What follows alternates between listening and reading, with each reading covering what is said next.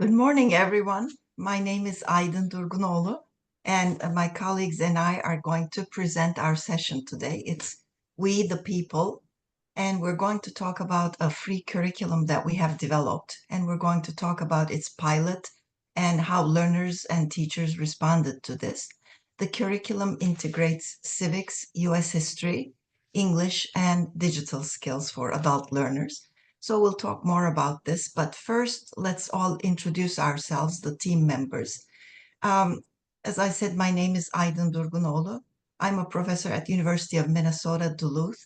I'm a cognitive psychologist by training, and I have done research on language and literacy development in monolinguals of different language backgrounds, as well as bilinguals, and how there's cross-language transfer. What we know in one language affects our proficiency in the second or third languages. So adult education has been a long passion of mine, and I've taught adult education as well as developed curricula for it. So I'm really excited to talk with all of you today about our new curriculum. Now I'll turn it over to Erin to introduce herself. Hi everyone, my name is Erin Carey. I am an adult ELL educator here in Minnesota. I teach at Metro North Brooklyn Center, currently beginners, but like many of us, I've taught a lot of different levels and in different parts of adult education. And then for the past 2.5 years, I've been project coordinator on this curriculum project. Been heavily involved with developing the content. And I'm looking forward to hearing some feedback and thoughts from folks today. My pronouns are she and her. And Jill, would you introduce yourself too?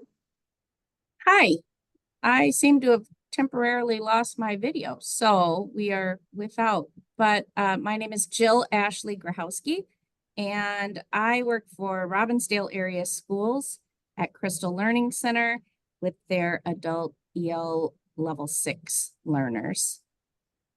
And my pronouns are she, her. Okay. And I just want to share a shout out to our I'm going to mention. Oh, great. Sorry. And we're lucky because we have another member of the team actually during this presentation. John Trerotola is the tech support person for this session, but he's actually one of the curriculum developers on the team. So John is going to chime in if you have questions that he would like to answer. So actually 4 members of the team are present at this session. So without further ado, let's go ahead and get started. Let's see if my slides are okay. Our curriculum is called CILIA-T, and it's kind of a mouthful, I know. Oops. Okay. I think let's start. Okay. There are a couple of things that we will be doing in this session. Of course, the first thing is that we're going to introduce our new curriculum. And we're going to talk about its research basis, why we prepared it the way we did, what its goals and strengths are. And then we'll also briefly mention its alignment with certain standards. More specifically, we'll go through the module themes and then give an example of one module with different activities and different student tasks. Then we're going to talk about the first pilot we completed this past spring. And after this pilot, we collected student feedback as well as responses from the instructors. And we're going to mention some of that. Of course, we will provide links to our supplemental digital videos. We'll provide sample curriculum materials. And using all this information, we hope you can talk about the curriculum in the breakout room and then bring back your ideas, suggestions, critiques, any points that you want to make. That's during the Q&A discussion after we have the breakout sessions. And then there's also an opportunity to formally pilot the curriculum in 2025. And we are going to invite those of you who might be interested to join us in piloting the curriculum next year.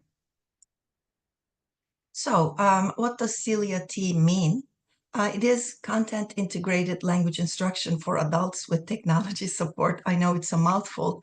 Right now, the curriculum is particularly about US history and civics and English, of course, as well as digital skills. But we left it more generic in the beginning and called it content integrated language instruction. The purpose of our curriculum is to address three important needs of adult language learners. First of all, English proficiency, of course. Then understanding the new country that they're in, the US history, culture, and systems.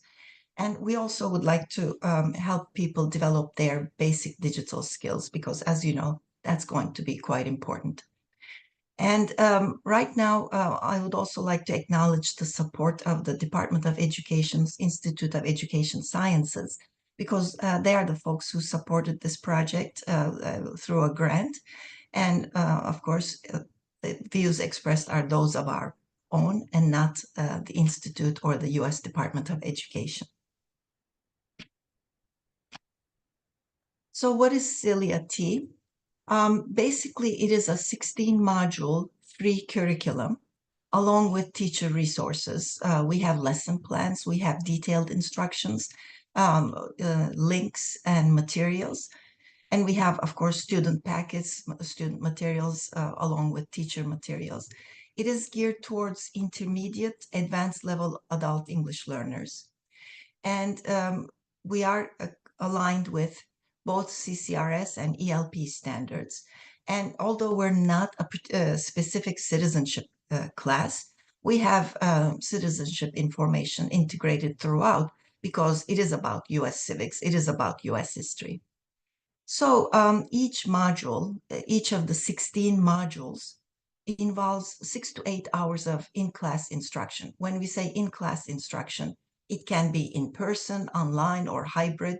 And during the pilot, we have seen all different types of instruction. And then we also have some independent work built in. Sometimes independent work can be assigned as homework, but given the busy lives of adult students, we also encourage doing that work in the classroom itself.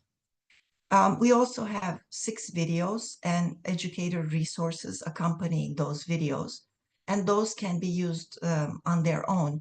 Our colleagues in North Star actually developed these, and they're available as part of our curriculum, but they're available as freestanding resources as well. And as I've mentioned before, we have just completed a pilot in 4 classrooms in Minnesota, and Jill was one of the pilot teachers. So you're going to hear more about the pilot and how it worked out and what the students thought as we talk about this after the break. This is to acknowledge the curriculum developers. I've already mentioned 3 of us, Erin, John, and I. We also have Leah and Maya from Literacy Minnesota and Nell Eckersley from Literacy Assistance Center in New York City.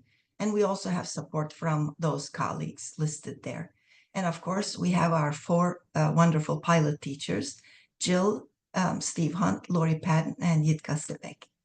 So this is a collaboration among 3 institutions, UMD Duluth, Georgia State University, Literacy Minnesota, and we're funded by IES, as I mentioned already. So now, why did we develop the curriculum the way we did? We are integrating 3 main areas. The first area, of course, is content knowledge. Here we're talking about US history and civics. But when we talk about content knowledge, we're not just talking about, memorizing certain citizenship questions. We're definitely talking about learning, analyzing, and applying. So critical thinking, thinking about the past, thinking about implications for the future. Those are a big component, a big part of our curriculum. We, of course, focus on English, but English, academic English, rather than conversational English, reading, writing, speaking, and listening, but specific vocabulary tied to US history and civics topics, as well as digital topics, academic English and connectors and morphology, those kinds of things. And the third area is digital skills. And this includes information about how to use tools, whether we're talking about tablets and laptops and online searches. But we're also looking at, when we talk about digital skills, the new literacies, so to speak, because we're not only learning from print anymore. We have a lot of different modalities for information access. It can be auditory, it can be visual, it can be pictures, videos, everything. So integrating multiple sources, integrating multimodal information, that's also what we consider to be part of our digital skill repertoire. Now, CILIA-T has different areas that we want to emphasize during our discussion of the curriculum. So first of all, when we talk about the content knowledge and English skills, the basic goal is to understand complex concepts in a domain. So history, of course, is a complex domain. Civics is a complex domain. And understanding that the content in those areas requires more than just decoding the words on a page or on the screen. Luckily, we have 50 or so years of good research that talks about comprehension and knowledge acquisition. And that research has identified three components as crucial. The first component is background knowledge. So in order to learn something, we have to have something to build on. So background knowledge is quite important. And lucky for us, adults come to our classrooms with a rich background knowledge available already. Even if they have limited education, they still have experienced different government systems. They have experienced different cultural systems. So they have all that foundation that we can build upon and introduce the US systems and history and civics using that foundation. So we use activation of background knowledge as a hook to put the new material and integrate the new material with. And as I've already mentioned, higher order thinking skills is another huge component of understanding complex concepts.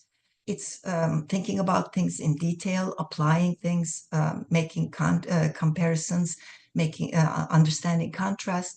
So we emphasize quite a bit such higher order thinking skills. And you're going to see through the curriculum that we have quite a few think and apply kinds of exercises where people are asked to move beyond what they've read, what they've learned, and apply that information. And of course, the third component that I've already mentioned is academic vocabulary. And we have vocabulary integrated with the actual content. So we don't just teach word definitions, but the word definitions are contextualized within the conceptual understanding of the topic. When it comes to digital skills and using technology, we have, there are lots of competency tables that are around. What are the basic requirements for adults to develop digital skills? So we distilled that information and we came up with 6 core digital literacy competencies. The first one is pretty straightforward: functional skills, navigation skills. This is being able to use certain tools and being able to navigate the internet, those kinds of basic skills. Another big digital literacy competency that we are focusing on is finding information, but also evaluating this information, this digital information. Is it reliable? Is it valid? Does it apply to me? Can I depend on this information? And of course, the third one is responsible digital citizenship.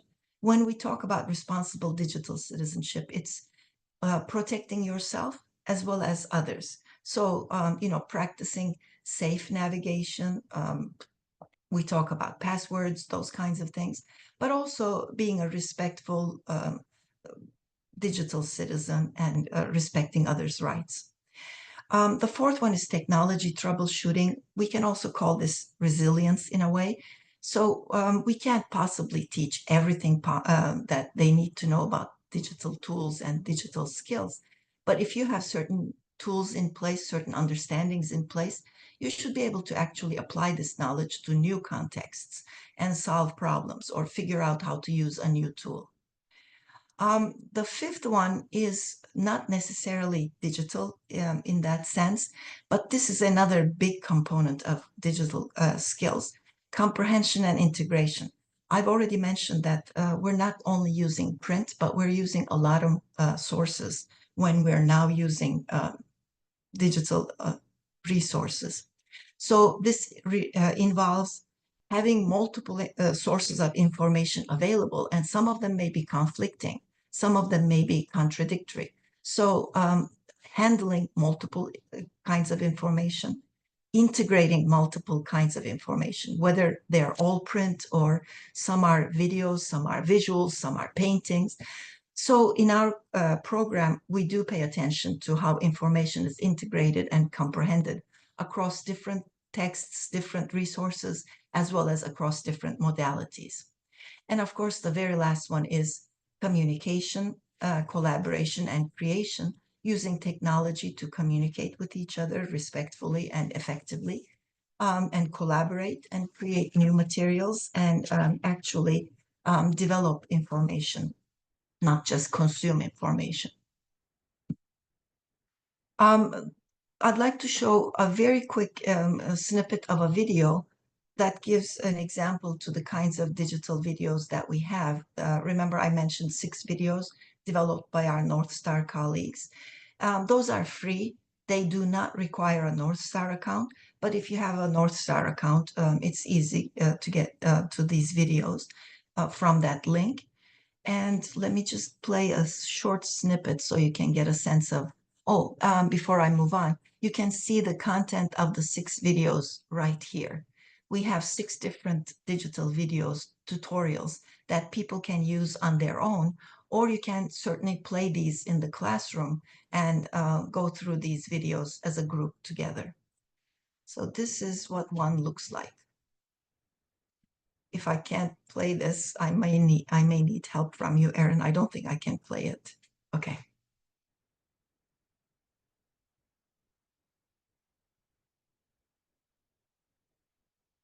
Can you hear the sound?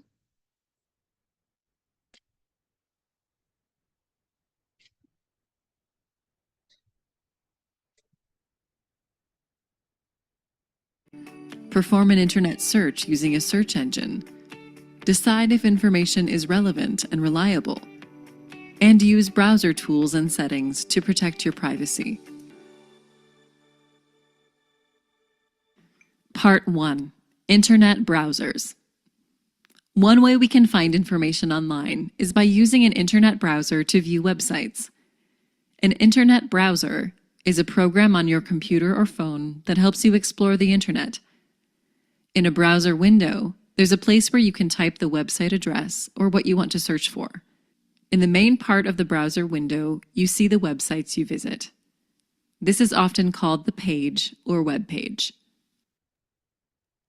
Let's look closer at the browser tools that help us navigate or find our way around web pages.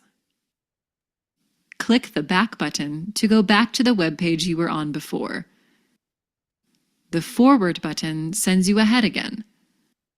The forward button only works if you just used the back button. You can use the back and forward buttons to switch between pages.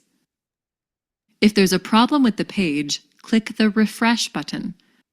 Refresh opens the page again. For example, sometimes you try and click things and they don't work. If that happens, try refresh to open the page again. Okay, we'll continue. I don't see the slides, Erin.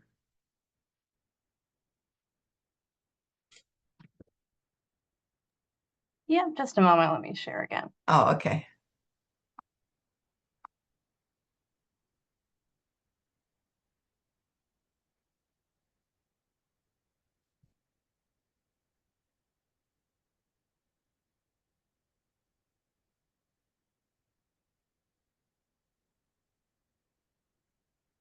Okay. So this is just a short snippet. Oh, sorry. Somebody said that the video was too loud and you could not turn it down.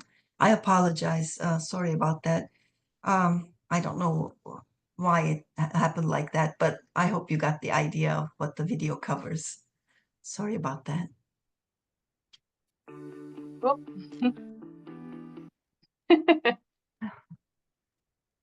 Okay. Now I'm turning it over to Erin. Oh, by the way, do you have any questions up to this point? You can always put a question in the chat too if you'd like.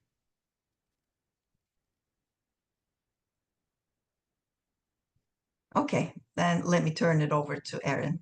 Okay, yeah, and feel free to put questions in the chat as we go. We'll have a few opportunities to stop and check in about your questions, but we're also, and we do have time later for a Q&A and to discuss in groups, but we, if things pop into your mind, we would love to receive those questions.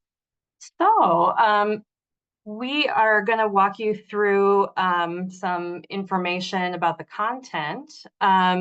So just starting with an overview of our 16 module topics, and then we will dig into content from one sample module that you'll also have a draft version of to look at your leisure. So our module topics, I'm just going to read through them because it's always tough for me when there's information on a screen and no one reads through it.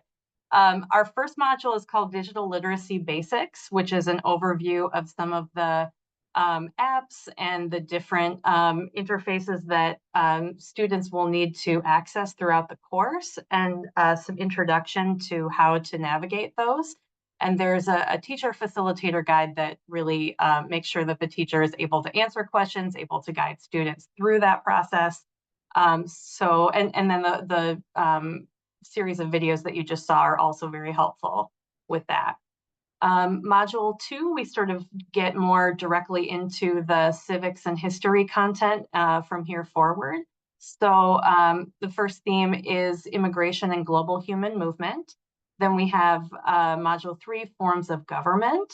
And that is sort of more of a global overview of different forms of government, and then some explanation of the form of government in the US. Module 4, U.S. Constitution. There's some history and some content there. Module 5, branches and powers of government. Module 6, Bill of Rights and constitutional amendments. Module 7, civic participation and power of the people. That is the module that we're going to look at more closely in this session. Module 8, Indigenous Peoples of the Americas. This is a really fun one. I happen to love this one. Module 9, European colonization of North America. Module 10, Declaration of Independence and American Revolution. Module 11, Westward Expansion and Indigenous Communities. Module 12, Civil War and Reconstruction. Module 13, Industrialization and Labor. 14, U.S. International Relations. This is where there's a lot of, 20th century political history covered. Module 15 is Civil Rights and Beyond, and then 16 is a review and a kind of general discussion about history, civics, why we study it, how it connects to our lives and our how it functions in our communities. So we're going to walk through the components of a module, and this is how it currently is set up, how it was designed through our pilot. There will probably be some changes in our revision process before our next pilot in 2025, but this is where what our modules look like now. So there's a warm-up. You can imagine that with each module, there are roughly 3 hours of instructional time per lesson. There are 2 lessons per module. So about a good 6 hours of instructional time for in-class lessons. There are also 2 sections of independent homework per module. And I'll show you what it looks like. But the warm-up that's built into the beginning of each module provides time to review homework or independent work that students do before that module. So there's a lesson, some independent work, another lesson, and some independent work that helps them prepare for the next module and review the one that they've just finished. So the idea is that we know a lot of folks, there will be some go-getters in every class that want to do homework outside of school. There will be people who don't have time for that. So you can build it into class time. You can have some students do it on their own, and then you can have time to go over it in class so that students get exposed to the material and get to engage with it. So there is some vocabulary review from the previous lesson. Usually in the beginning of the module, you're reviewing some content from the previous module lesson, which has morphology, some connectors, some morphological structures. So they're receiving practice with that, often in a Google form. We have, for our independent work, quite a few Google forms, which we found the students really enjoyed because they could interact with it independently and then go over responses in class that were all collected in one place, easy for the teacher to access instead of, lots of emails. And then they will have activated some background knowledge through the independent work about the content of the next module. So in this module, civics and civic participation and power of the people, there is some discussion of what the government does for you, what you can do to participate civically, and also what is the role of the news media. So we're just introducing this idea of the press and its job. Do you know other countries that don't have laws to protect freedom of the press? They have already talked about the Bill of Rights at this point, so it's a little bit of a review of that idea. I see a question in the chat asking if this could work for GED social studies. I think it would be a fantastic fit, especially because we know there's such a range in GED preparation classes. And I think this curriculum is structured so that it can sort of, it can work for an English language core class where you want to do some focus on content, but also have some really core language instruction. But that feeds well into the needs of GED learners. Also, the content is very appropriate, I think, for GED social studies, and it's easily transferable to writing practice, more complex discussion and engagement with social studies topics. So I have some experience with GED instruction, and I would gladly teach these lessons in that context. So then after the review and the warm-up, we introduce the new module topic and guiding questions. So in this case, you can see the topic is civic participation and power of the people. And our guiding questions are: in a society, what are the roles and responsibilities of the government? What are the roles and responsibilities of the people and the media? There will be some pre-teaching of some of the domain-specific vocabulary. So they go over the word, its pronunciation, its meaning and syntax, some examples connecting to the topic of the module, used in context, and then the students have a languaging opportunity to compare it to a word in their home language. And then they have a self-connection sentence with the word. So I participate in the following ways. This will be covered for all the domain-specific vocabulary. We usually have 5 or 6 items. We did get some feedback that some students would like more, but of course you don't want to dwell in this pre-teaching space for too long, and vocabulary will be covered multiple ways as we read. Then we have 3 readings built in to our instruction. And the first reading, and of course, teachers are welcome to approach this in different ways, given the level of your students, how much support you need, the strategies that work well with your group. But we have 3 readings for different purposes. So reading first, either individually or listening to the teacher read, listening to a recording for gist and basic textual context to kind of just get an overview of the whole of the reading. Each reading is between about 450 to 650 words. We're trying not to go too far beyond that, just because there are multiple readings. There's a fourth reading in the next lesson as well. Second reading is done by the whole class. That's sort of paragraph by paragraph. You can do like a popcorn style reading. And then after each paragraph, there's a breakdown of analysis provided in the lesson plan for the teacher. So you can see on a sample paragraph on the left side, and on the right side, we have review points for this paragraph. So going back over the domain-specific vocabulary now that we have it in context, learning a few additional words that students will be able to either pick up from the context or apply their previous knowledge for. They can compare it in their home language and have a brief discussion about the meaning of that word.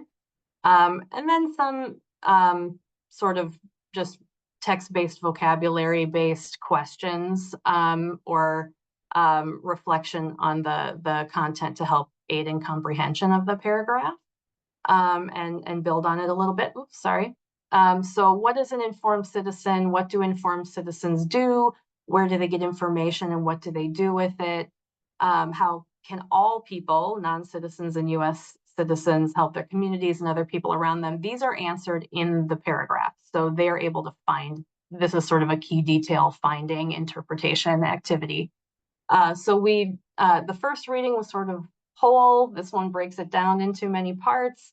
And then we suggest a third reading in pairs so that they can negotiate the meaning of the whole text together. So it's sort of a whole part whole, and an opportunity then to reconnect the concepts and the vocabulary, to ask the teacher questions and negotiate meaning together, possibly do some translanguaging if you have students with shared language. Then we get into our first think and apply activity. So the students are going to build connections between the material, the themes, and some of their own experiences or their own ideas.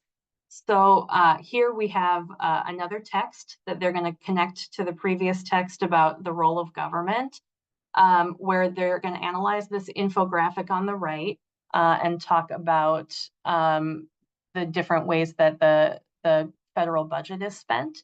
And just to be clear, there are explicit lesson plans to help the teacher through these activities to get a sense of the purpose and how to work through them with students. You would walk through this infographic, do some interpretation of it, and then move to this activity on the left, which has a group of categories. Oh, actually, no, wait, that's why I have it on the left and the right. What they do is they talk about the federal budget and how it works. I'm remembering this now. Then they make a prediction or a guess as to what they think the government spends the most money on, ranking it from most money to least money. And then they check the infographic and read it together and compare it to their predictions. So what do you think the government spends the most money on in its budget? What do you think it should possibly or is possibly spending the least on, and then compare it to the actual statistics. So then they get to analyze the role of government and the priorities of government, and then discuss whether they think they agree with them or they're a little bit out of whack. I see a question in the chat. Oh, thank you for answering, Aiden. First of all, Marisa had suggested that I explain what translanguaging is. Thank you for that suggestion. I think some folks will know, maybe other folks are less familiar. Translanguaging is when students can bring their first or home languages, the languages that they knew before coming into our classroom, and use it to, like, those language knowing skills and learning skills. They can leverage that into learning English. So they can, if they have a shared language, they can use it to help comprehend some of the activities or the work they're doing in English. Or maybe, oh, I understand this grammar principle in my language, and now I see how it works in English, and they can teach each other some of those, use some of those skills to teach each other and help each other. Yeah, and then, yes, so thank you for answering this question, Aiden, about the materials and them being ready in 2025. We are making this draft available, so if you wanted to teach it, you're welcome to, and we would love to get your feedback about it as you do teach it and as we're revising. But yeah, not everything is in its final form by any stretch. So we'll talk a little bit about what that's going to look like. So then the first in-class lesson we've kind of walked through, and then to extend some of that knowledge and practice it a little more, there's a Quizlet attached, and students at the beginning in the first module sign up for a Quizlet account, a free version, and they're able to then access the teacher Quizlet, or they're able to build their own Quizlet and add vocabulary items if they want, and that is explicitly taught in the course. So Quizlet provides some different activities, even in the free version, to review. So you can do flashcards, you can do little games, matching, etc. Then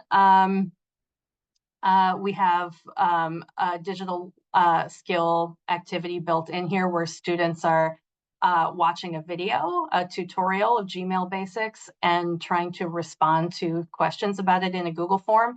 They are invited to watch the video and try it, and then it will be reviewed at the beginning of the next lesson together in class. And then we have a content-based homework as well. You can see students are analyzing this photo, so they're reminding themselves about the phrase "we the people" at the beginning of the U.S. Constitution in the preamble. Who are the people? So they're given an opportunity to analyze that and respond to it, and then trying to connect it to the cartoon drawing. We had a similar exercise in the pilot. We had a little different picture, but we did get the response from students, well, this may not reflect all of the people, because the people include people who are not yet eligible to vote, or who are not ineligible, who are just generally ineligible to vote. So the people here are representing with their vote more than just the people who are able to come and vote, which we thought was a really interesting, cool answer. So those homeworks will be reviewed at the beginning of the second lesson. There's time built in for that. And then instead of introducing new vocabulary in the second lesson, they're doing what we call a word workshop, which is to introduce some morphological features and connectors that appear in the text, and they practice them in context. So they will identify them in the text that they've been working with. They will look at what the morpheme does or the connector does. What might that look like in their home language? Find examples in the text, brainstorm together some other words or examples that feature that morpheme. And then we have an example sentence from the text. We do the same with connectors. So what does the connector do? Where does it appear in the text? Here's another example of where it might appear. And then they have to complete some sentences. So they have a little activity to practice these morphological features and connectors. When we go back into our reading, so they do a fourth reading as a whole class again, and they will do some, they have a set of questions after each paragraph or really for the whole text, to recall what they learned in the previous lesson, to dig a little bit deeper. We have them work potentially in groups or in pairs, and then come together as a class to talk about some of these critical thinking questions. These are not sort of surface level key detail type of questions. These are a little more, require a little more analysis of the text using what they've learned from the reading and also their own knowledge base. So which types of civic activities do you like to participate in? Which would you like to try in the future or spend more time doing? So many are suggested in the text. They can use this as a springboard to discussion. The United States has 2 strong political parties. Do you think the nation would benefit if multiple additional parties had more power? So talking about our two-party system and maybe what they know about having a more multi-party system or what they can imagine. And then we always have a summarizing question. If you were going to summarize the reading to someone who hadn't read it, what are the 3 to 5 points you would talk about? So having them pick out points of importance from the text. Then we have another think and apply activity, which usually sort of ramps up into our culminating project coming next. So in this case, they are considering media sources and what are indications of credibility in a news story? What are indications that something is, full of opinions and biased sources versus facts and more independent or credible sources? So we have 2 stories about eating eggs, the health benefits of eating eggs, that they have to compare the credibility of these, and they have a table. Is this news story credible? And they have to answer questions about it, yes and no, for each of the 2 stories, and then sort of have an analysis together where they consider what are the features of credible news stories. And then our module project comes at the end of each module. It relates to the theme and will sometimes bring in additional concepts that build on what they've been working on. So here we walk through the difference between individual problems and systemic problems. You see 2 examples, or one of a individual problem and one of a systemic problem. A company doesn't hire one person because he doesn't have the right education or training, versus a company doesn't hire certain types of people because of their age, race, age, or sex. We have a whole table of these, so it's not just these 2 examples. There's a list of examples. The students work on it together, and they come up with a systemic problem, maybe related to their school or in their community, and they have a sort of guided activity to help them walk through how to come up with a response to that systemic problem and work toward some justice. So we've walked through our module. We're going to give you guys a break, and then when we come back together, we will have time to look at our lesson plan for the module that we just walked through. Before we spend time on working on it together, we'll also walk through our pilot, so you get a sense of some of the responses we've gotten already, some of the changes we want to make. But during this break, we understand we're going to take 15 minutes. You may want to step away and, stretch, take care of any needs, etc.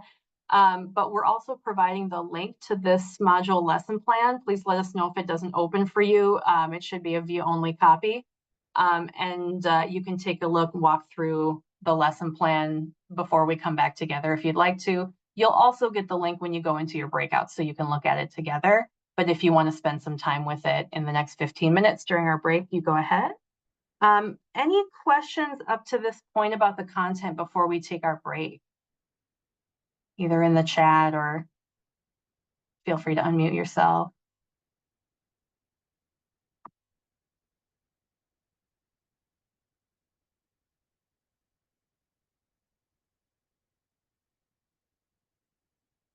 People might be ready for a break. That's fine. Feel free to put your questions in the chat or hold on to them. We'll have the Q&A coming up before too long. But we'll go into our 15-minute break. Marisa has chatted out the URL for this lesson plan if you want to take a look at it. And we'll be back with you in 15 minutes. Thank you, Marisa. So welcome back, everyone. I hope you had a restful break and that you're back with us to talk a little bit about the pilot of our CILIA-T curriculum. So we will talk with you a little bit about our spring pilot and the feedback from teachers and students, and you'll get to hear directly from our pilot instructor, Jill. So just a couple notes, takeaways that we had from our pilot, which started late January or early February and continued until early June this year. We had a full draft of our curriculum, and most teachers just about made it through, but people were, we found, having to move at different paces or able to devote different lengths of time, class time per week, to the pilot. So people were definitely moving at different rates, which is not surprising, right, given how different all of our classes are.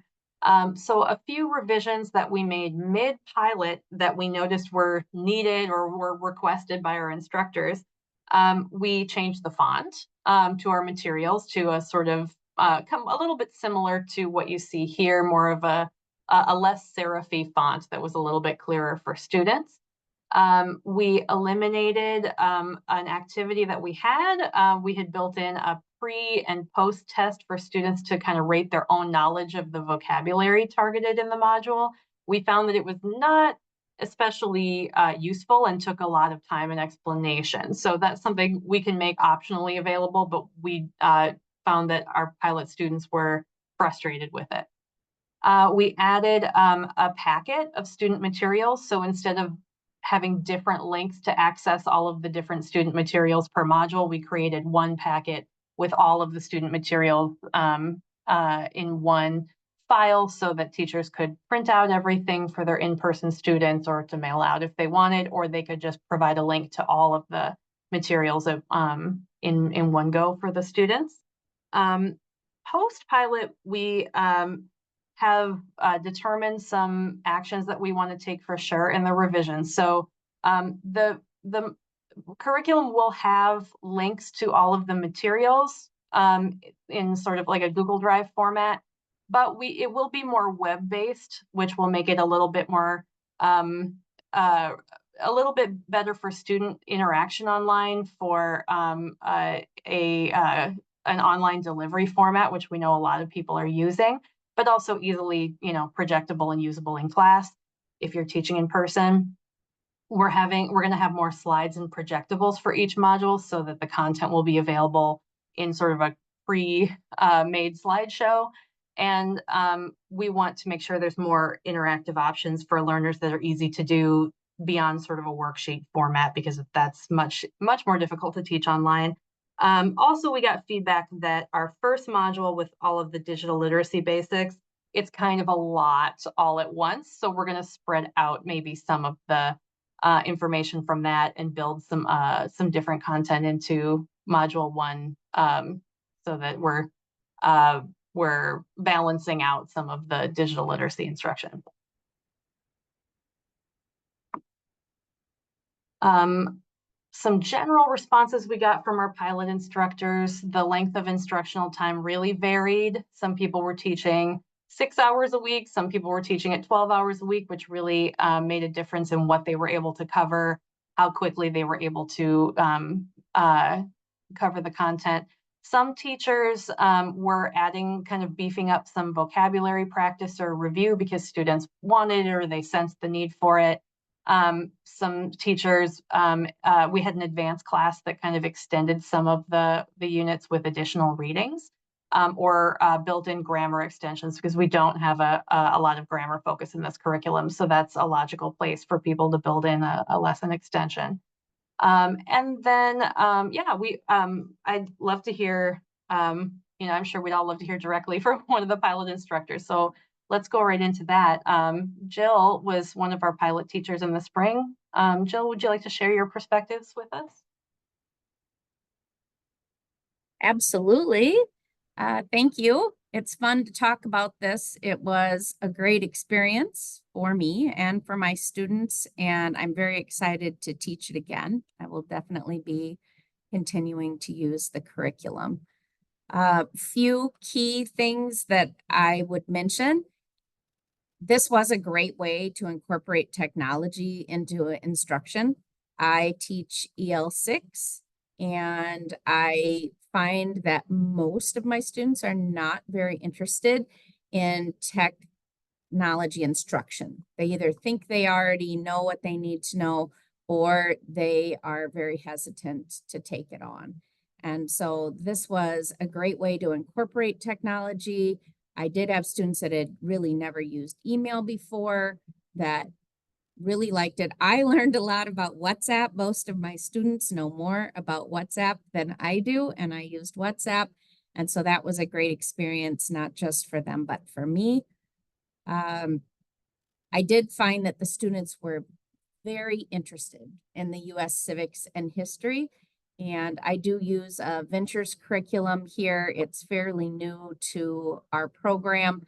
And I did continue to use that, but there's not a lot of U.S. civics and history involved in ventures. So it was really great. And that is another reason why I would go back to it. My students found it fascinating.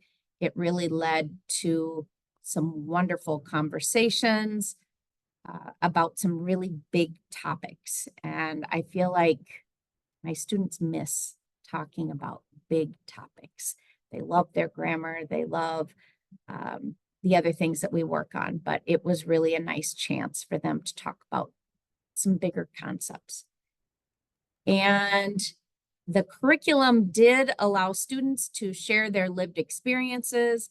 It was great to be able to say, what's that word in your language when we're talking about vocabulary? That's actually built in, and the students loved that. And there were a lot of really great opportunities built into the curriculum for students to talk about what is the government structure like in your country? What kinds of things does the government provide for people in your home country? How about here? And to have those comparisons and to really facilitate that conversation and allow students to talk about their own lives and what they had experienced and to really honor that. One thing that was fun was I called it CILIA-T. My students really had a hard time with the name. So it was always kind of a running joke that we would keep coming back to that acronym and what CILIA-T stands for, because that was always something that they would forget. Yeah, so we might have to have a naming contest this year for the curriculum for my students, so I could call it something. My new students would always be like, "We're studying what?" So we're going to work on that. But it was a great curriculum. If you are thinking about doing a pilot or you might be interested in doing the pilot, I would highly recommend it. It really is a great experience, and it is definitely something that I will be continuing to use, and I'd be happy to talk to any of you about it.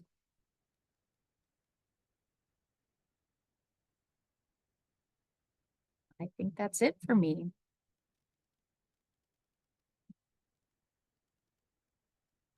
Okay, thank you, Jill. Now we're also going to talk about student feedback.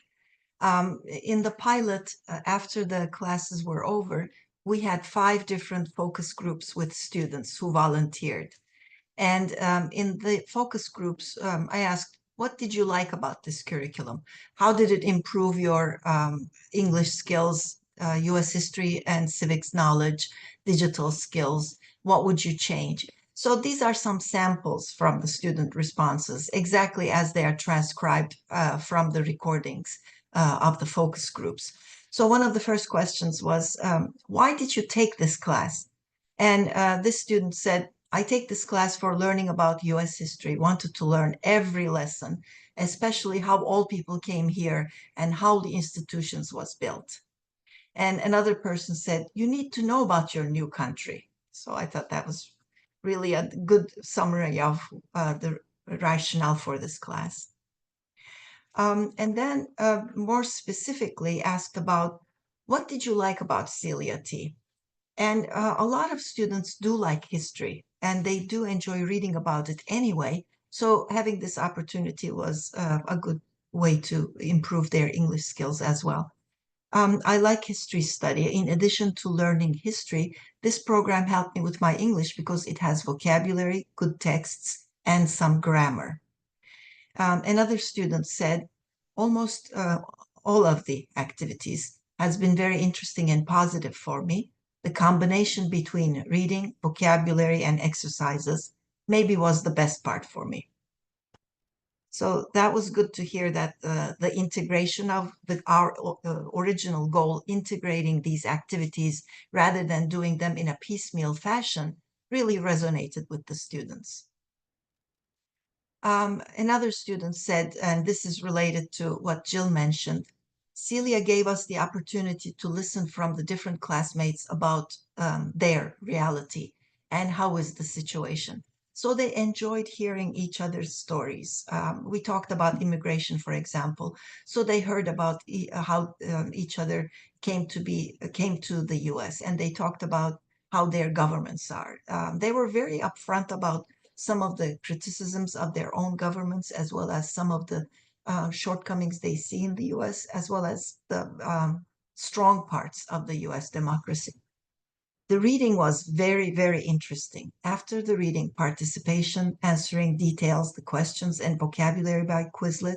I really appreciate this tool because I can learn everywhere, every time the word that teacher put in this tool. We had Quizlet as one of the digital tools that we used. And each module has its own set of Quizlet words, the words that we cover, both the domain-specific words we explicitly teach, as well as the other words that we cover. And students can add their own vocabulary, so they can create their own personalized set. And for some students, this was really helpful. There were some students who said, I've added 75 words to my Quizlet. And then there were some students who didn't really use it as much. But this is one of the activities we have, and we encourage students to use Quizlet to improve their vocabulary. And there are games, you can play with it in class, you can have contests. So it gamifies the vocabulary learning, and students seem to enjoy that. So another question, as I mentioned, was asking them to think about how much they improved. And for the history civics knowledge, they said, I learned a lot. And the next response was very, very poignant. This is a student from Senegal, and she said, I knew how the slaves, they were picked and go to America. Yeah, I know the African side, but I didn't know the rest of their life. So this part about when we talked about civil war and civil rights, this student was really interested because she was seeing the other side of the whole painful process. This one, now I know why the culture of American or American culture is multiple, I think meant diverse. And I understand how how different people live together. And knowing about history is very, very important because the history affects the present. In terms of English, my English has changed a lot, especially in learning new words, because the topic has different information and new words for me. And I think my reading is better. It's interesting for me, the morphology for the words is when thinking in my language is better for me to understand the morphology in English. Remember, these were oral responses. We were just having a conversation about, so that's why this sounds kind of disjointed, but it was a natural conversation. But the point is, they enjoyed the vocabulary, they noticed a change in reading levels, in reading proficiency, and they liked morphology because it's not just knowing about a word, but having the tools to analyze and learn new words.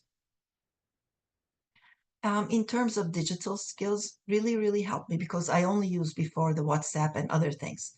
But now I know they send emails and use the other skills on the websites and too many things. And the final question was, how can we improve CILIA-T?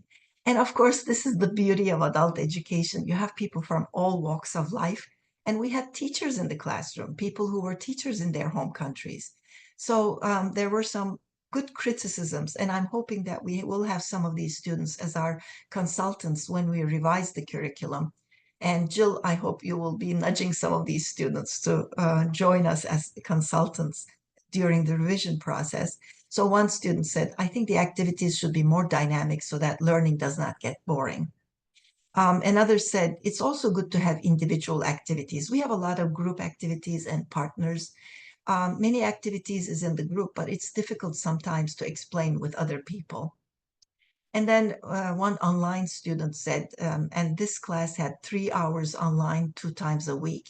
So this student said, we reduced the time, which is 3 hours online, by half hour. The students can't be focused when the class is too long, especially when they're online. But of course, this is not something that we can control. Anyway, so, oops. Sorry, it went too fast. So those were the student responses, and now I'll turn it over to Erin. Yeah, so we're about to go into our breakout to discuss what we've seen and to share with you again the draft of a lesson plan for a module for you to look through and discuss together. We would love to hear thoughts from you, and we have a few questions for you. Just as a reminder, the components of CILIA-T, we have explicit instruction of academic vocabulary, morphology, and connectors. Each module has an anchor text with multiple readings for different purposes. We do a lot of critical thinking activities, application to our lives, comparing the anchor text with other resources, other infographics, videos, text. We always do a module project, which applies and extends the content and hopefully brings it into students' own lives and civic connections. And we have explicit instruction and practice of digital activities. So next we're going to go into a breakout, and these questions will serve as, reflection that we can do in the breakout. And then we'd love to hear back from you in a sort of Q&A, including Jill and John. What are your thoughts or questions on this curriculum? I know you'll probably have questions. We would love to hear those. Where do you see strengths? Where do you see potential challenges? If you were going to design a similar curriculum, integrated civics, US history, English, digital literacy for adult ELLs, what would you like to see added, or what do you think we might be emphasizing too much? And then think about the learners in your classroom and how appropriate, how interesting, how useful would CILIA-T be in your context. So we're going to send you into a breakout for about 10 minutes, and then you'll get a 2-minute warning.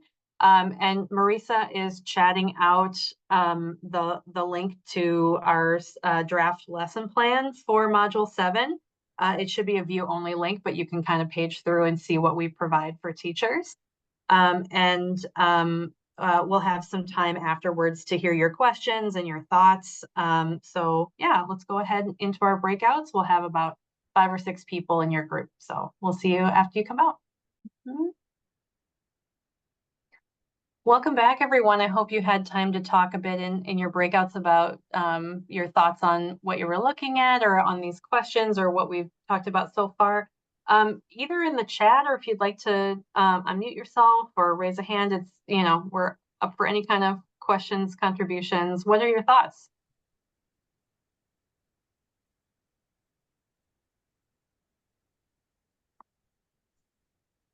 What did you talk about in your groups? Or even if it's not answering these questions, what are your thoughts in general about this kind of curricula, what the students need, what we can do better to serve this particular population or other populations, GED populations as well? So in the chat, we have the question, is this more for a classroom setting or for using individually? It really is designed more with a class in mind, whether it's online instruction, hybrid, or in person. But you could certainly work one-on-one with students with this material. I think you might have to do some partner work with them just so they get the interaction and the discussion, but absolutely you could do it in like a one-room schoolhouse setting. Can we pick and choose without disrupting the sequence of modules? Yeah, of course. It's like any other curriculum. I think whatever makes sense for your students, you could even have them vote on what's of highest interest to them, right? Very democratic and learner-centered. So I think if you feel like there are certain modules that are stronger fit for your classroom, or that are going to be higher interest, or, we know that sometimes people won't be there for the tenure of 16 modules. So, I think it each module has its own goals and guiding questions that if you just did it on its own, you will see some help. It's just, the systematic repetition of all the skill building will ideally kind of bear out what our goals were. But you know how it is. Like if you take one module from a book and it's later in the book, it might be a little harder. It might include some skill building that was initiated previously. So. And also for history, I think we have to be a little bit cautious. For civics, standalone is fine, but for history, things build on each other. So, for example, after we talk about Civil War, Reconstruction, and civil rights, those kinds of historical events build on each other. So it makes sense to have them in sequence. As long as that's a consideration, I think modules can be picked and selected as needed, as wanted. Mm-hmm. Yeah, thank you for that comment, Liddy, about your group. Yeah, we're hoping that there's a comprehensive nature to it. Of course, you always wish you could go deeper. We could have done 32 modules, I mean, easily. But that's, who can teach that? Yeah, and with some sporadic students, I mean, right, it's always a problem in our field. I feel like there is something to be gained from each lesson, and we do try to build in review. But yes, I think, it's really designed for at least, 2 lessons at a time. Ideally, we do our best to build in some repetition, but okay, so this is something that we have wondered about, that corrections would not have access to a Google interface. So yes, you would be able to, I think you would be able to do a PDF version. That's something we could make available. Are you able to access the PDF? And then, print it out that way. Otherwise, I think, yeah, that's something we need to be aware of, that there are some people who may not have access to Google. What it will be is it will be mainly web-based, and then there will be, if you want to print out materials, a forced copy through Google. So we may have to think about making forced copies that are, or just have PDFs attached. Mm-hmm. I'll just kind of add to that just for a second, Aaron, since I am in Yeah. correction. And Yeah. have used parts of it, and up to this point, yeah, it is definitely doable. Yeah, we have internet access here, but not. Yeah, I understand the issues with Google, and then future being a full interface, but definitely copying and using elements or parts of the activities works just as well at this point in time. Mm-hmm. And there's a question about costs. These are going to be open access materials.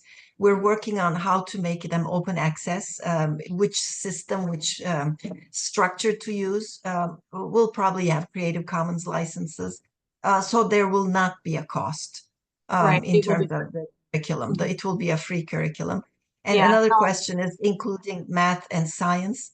That's my goal. I would love to include other content areas. And Jill, that's why the original name was content integrated rather than civics or US history. But we don't have science or math included right now, although we do have some math related activities like interpreting graphs, interpreting tables. We do have some math based activities as part of the curriculum. Right. But yeah, I think that would be the next iteration, right? We started with this sort of social studies content area, and that's the next grant, hopefully. Yeah, I like what people are adding about combining this instruction with teaching some timely things, local newspaper stuff. That would be great. Oh, and then how will you access it? There will be a so what we're newly learning through our grant being housed at the U of M, we will have access to be able to create this curriculum as a web-based format. So you would go to a website that we're going to create slides for each module so that you can walk through the content and the reading. You also, everything will be all of the materials will be printable, so you can print out the reading or you can share it on your screen. And then there will be some interactive activities. So you'll be interacting with the website and things that you may want to print out. Well, this is, oh, I'm sorry. So this is Rachel Wexelbaum from the Minnesota Department of Corrections. I'm the one who brought up this question about, accessibility for our team. So when you say an interactive website, for our needs, the website has to be completely closed. So students cannot be able to communicate with anybody in the outside world or anything like that from the website that you have. That will make it easier for us to get it whitelisted to be able to put it on the network that they're able to access. I don't see a problem with that, Rachel, because I mean, when I say interactive, I mean like they're interacting with each other with like a game that's embedded in the website or something like that. So it shouldn't be where you're communicating with anyone outside of the website. In fact, if you were teaching online, you could chat out the link to 10 different people and they would each be kind of just manipulating it on their own, or they could do it in a breakout room with another student. Really, I mean, it's just internal to that usage of the link. So it's not interacting outside of the website. Okay, great. But Thank that's you. really, really good information for us. So thank you. Yeah. And in terms of timeline, one question is, when will it be available to everyone? The goal is to have a pilot, a full pilot, because since this is a federal grant, we have to really test it, and we have to have some individuals who are in the control group. We have to really test it and show whether or not it's effective. And once we do that, then it's available to everybody. So 2025 is probably when we spend doing this pilot and testing it and evaluating it. And at the end of 2025, middle 2026 is hopefully when we can make it available for everyone. But that's sort of the general plan, but I can't promise a deadline at this point. But here are some, Erin is going through the timeline. Sorry to jump in. I think, yeah, that's a logical transition into this timeline. So we're doing our post-pilot revisions now, and then taking into account all of the feedback that we've gotten from the teachers and students from our first pilot, and then also we have some content consultants on Indigenous studies, African American studies, immigrant experiences, so that we're integrating their feedback. Then we'll be recruiting and training teachers this fall and early in the winter for our next pilot. Yes, and then in early next year, we'll start our full classroom pilot.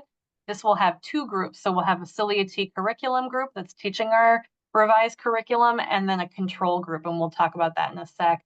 And then we'll have our final revision and be ready to share it online for free, open access in later next year. That's the hope and the goal.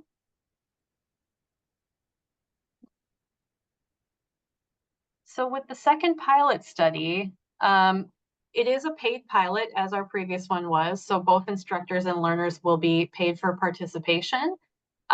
We're hoping to start it in maybe late January. Maybe the training would start a little bit before that, and going through June 2025. And then we will have our CILIA-T group piloting as many as possible, hopefully all 16 modules in class, whether it's hybrid or HyFlex in-person, online, and including some pre and post testing so we can evaluate how students are benefiting from, gains in their history and civics knowledge, some digital literacy skills and English skills. And we'll also have a control group that would also do that pre and post testing, but then is using other curriculum, hopefully in the ELL civics area. So if that's something you're already teaching and you're like, I don't think I have the capacity to take on the CILIA-T, like new curriculum, but I do teach in this area and I could be part of contributing to the data, we would love to talk to you. So please do contact us if you're interested in learning more about the pilot this fall, and we can meet with you and answer your questions. We have our resources to share with you here. So there is a link to the lesson plan that you were looking at before. a link to the digital videos that we previewed a little bit of the first video for you, our project website, and then some publications around this project. Please feel free to reach out to us with any questions. Our contact information is also here. And if you decide to use this lesson plan that we shared and try it out, we would love to hear feedback and ideas. What was interesting to your students, what worked for you. We would just love to connect on any thoughts you have about the project. Yeah, so our slides will be available to everyone who attends the conference. Oh, okay, so Miles is really, oh, it says Miles, but you're Becky? Okay, I'm making a note of this, but please do reach out to us so we don't miss your interest, right? Please send a quick email and just say, hey, I'm interested in discussing the pilot. But I am writing this email down. Right, and thank you for your interest, and thank you very much for your kind comments. It was a lot of work, but we really enjoyed it and hope you will enjoy it too if you decide to use it. And if you want to be part of the comparison group, that will be a wonderful help too. So please consider that as well. And great. And we'll just hang on here for a couple minutes in case people have more questions. But thank you for your attendance and great feedback and interest this morning. We really appreciate this crowd. So happy to share this with you today. Thank you so much to our wonderful presenters. I'm going to stop the recording, but we do have a couple of minutes that we can hang out before we close the meeting.